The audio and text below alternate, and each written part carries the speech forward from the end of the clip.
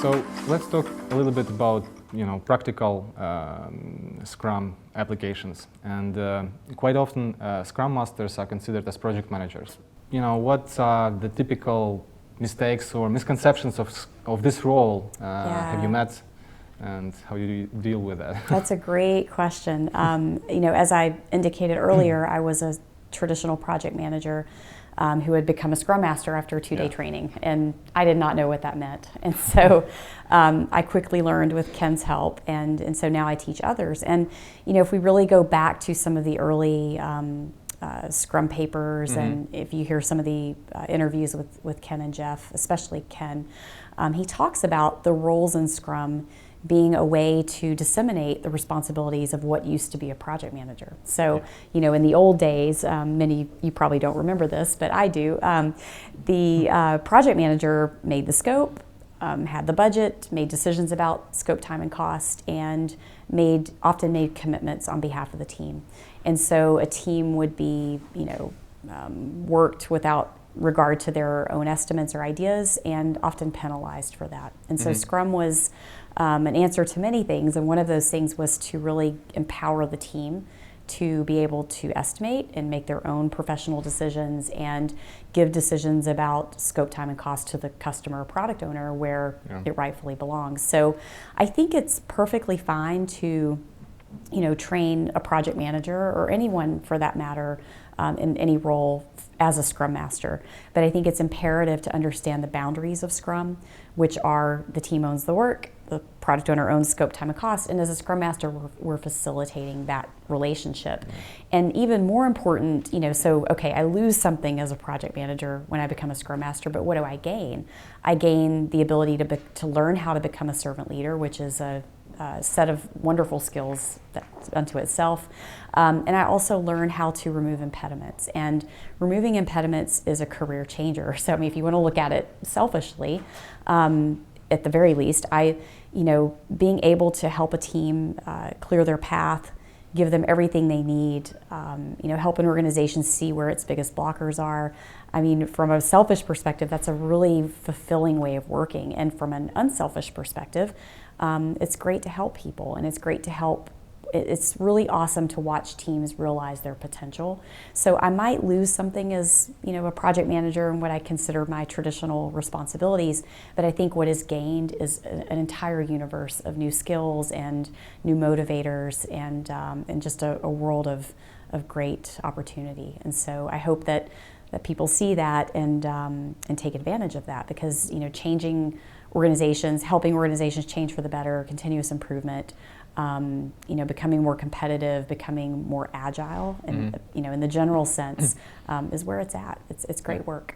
Yeah. And also, there is another misconception that I like most, is that Scrum sometimes is considered as a series of mini-waterfalls. And you actually covered that in that book. Yeah.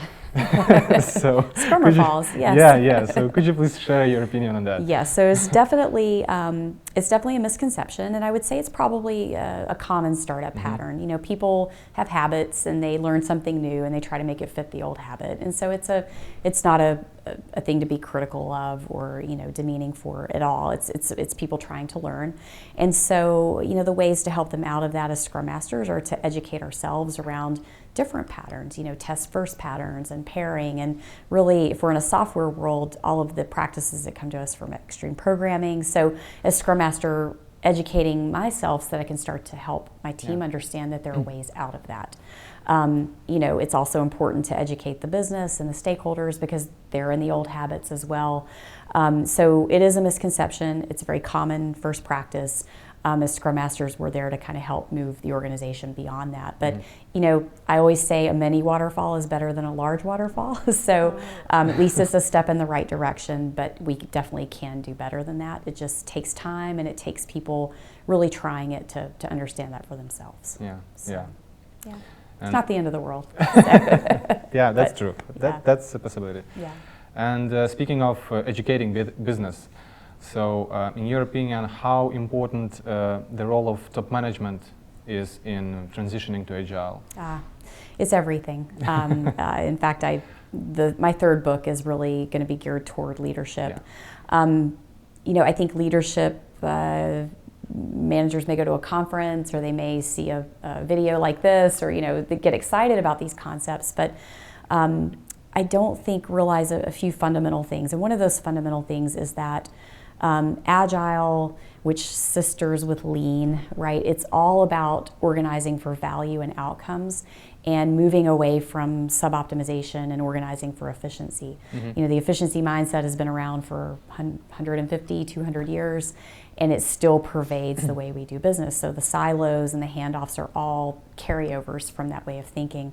Knowledge work and creative work doesn't quite work that way. So I think that leaders are typically on board with the concepts, they just don't know how to go about doing it. Mm-hmm. And they don't understand, in many cases, the depth of change that's required and the support that their people need. I mean, if you think about a traditional, employee performance review, traditionally it's all about me and what I did and how well I met my goals. In an Agile or Lean organization that's moving more toward team-based work and those types of modern practices, some would argue we don't need any performance reviews, but the real world says we might have some. But now we have to think about shifting to shared ownership and collaborative approaches. And so that takes a look at our HR practices. It takes a look at our hiring practices. And so the changes necessary to become an Agile organization, one that can pivot to any sort of stimuli, it requires a pervasive look at the organization. So it's not just about running scrums and running sprints around what we've always done. Although, it's not a terrible place to start, but I think building this awareness in tandem with starting is really critical. Oh, yes. So it's about building for business agility and personal agility, and it's completely different than the way many organizations are set up and run today. Yeah. So. And in your opinion, when top managers decide to transition to Agile and they want their organization to be more Agile, I know that there are occasions when people are not ready, when employees are not ready. That's right. So some just want to be told what to do, and other stuff is just for managers. Yeah. So what would be your advice about that? How do you deal with that? That's a great question, and one I'm particularly passionate about. I think the single most important missing ingredient from transitions is the fact that leadership often doesn't invite their people to give feedback or ideas, or give a sense of what the new way might look like. They just say, oh, we're going to hire a bunch of Agile coaches, we're going to hire a bunch of consultants from the big top consultancies, and we're going to transition everybody. And everybody's going, what do you mean? I don't know what this means. I'm nervous, I'm afraid, or I'm anxious. And leadership never bothers to ask or invite those people to the table. So I think the single most important thing you can do as a leader for Agile or any kind of change is to invite the people doing the work and ask them what they think, ask them if they can try it, give them a period of time in which they can experiment freely without penalty, and then invite them back to the table and see what they learned. And I've partnered with a few people in the open Agile space. Daniel Mezek is one of those guys, and he's written some really great stuff about this. Yeah. And I have to go back to that very first experience with Ken Schwaber and my boss at the time, Bob Schatz, who was also a Scrum Trainer. We were 150 people within our development organization, and we all met in a huge room, and it was Ken, Bob, myself, and 149 of us, and we talked about our concerns. We talked about what this meant. And Bob and Ken said, you know what, go try it. Let's try it for 3 months. Let's talk about how it goes. Tell me what you learned. And this is what our leader said. He said, I have no idea how this is going to work. This is new, but what we've been doing is not working. And he banned overtime. He did all sorts of things that were crazy, we thought. And you know what? It actually worked, and we figured it out, and he empowered us to do it. So I think if there's any big takeaway for leaders, you can have the best consultants in the world, but the more you empower your people and the more you empower them to learn and stand up and be courageous, the more likely the transition will stick and really be meaningful.